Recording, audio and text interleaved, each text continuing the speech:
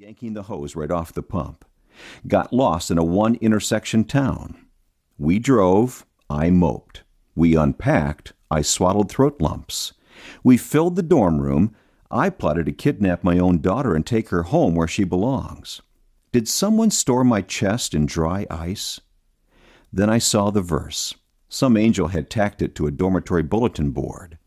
This is the day the Lord has made. We will rejoice and be glad in it. I stopped, stared, and let the words sink in. God made this day, ordained this hard hour, designed the details of this wrenching moment. He isn't on holiday. He still holds the conductor's baton, sits in the cockpit, and occupies the universe's only throne.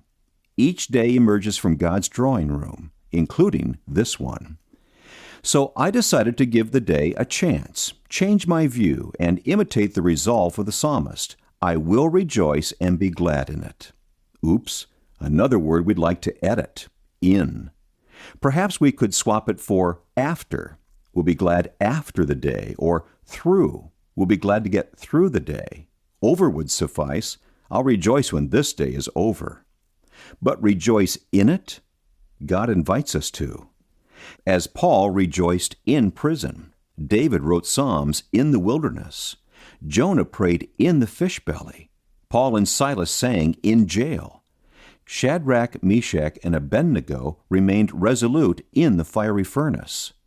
John saw heaven in his exile, and Jesus prayed in his garden of pain. Could we rejoice smack dab in the midst of this day? Imagine the difference if we could. Suppose, neck deep in a terrible, horrible, no good, very bad day, you resolve to give it a chance. You choose not to drink or work or worry it away, but give it a fair shake. You trust more, stress less, amplify gratitude, mute grumbling. And what do you know? Before long, the day is done and surprisingly decent. So decent, in fact, that you resolve to give the next day the same fighting chance. It arrives with its hang-ups and bang-ups, bird drops and shirt stains, but by and large, by golly, giving the day a chance works. You do the same the next day and the next. Days become a week. Weeks become months. Months become years of good days. In such a fashion, good lives are built, one good day at a time. An hour is too short, a year too long. Days are the bite-sized portions of life, the God-designed segments of life management. 84,000 heartbeats, 1,440 minutes, a complete rotation of the earth, a circle of the sundial, 24 flips of the hourglass, both a sunrise and a sunset. A brand spanking new, unsoiled, untouched, uncharted, and unused day.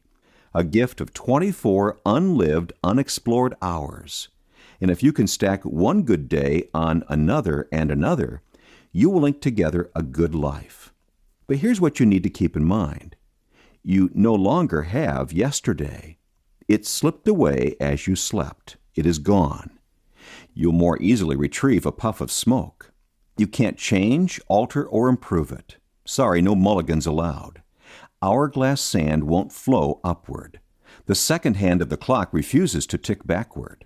The monthly calendar reads left to right, not right to left.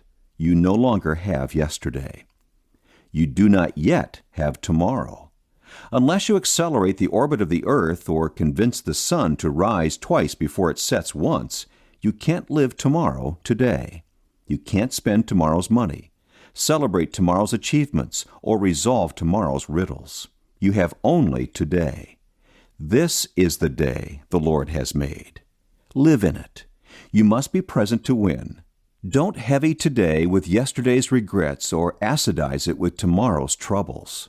But don't we tend to do so? We do to our day what I did to a bike ride. My friend and I went on an extended hill country trek. A few minutes into the trip, I began to tire. Within a half hour, my thighs ached and my lungs heaved like a beached whale. I could scarcely pump the pedals. I'm no Tour de France contender, but neither am I a newcomer, yet I felt like one. After 45 minutes, I had to dismount and catch my breath. That's when my partner spotted the problem. Both rear brakes were rubbing my...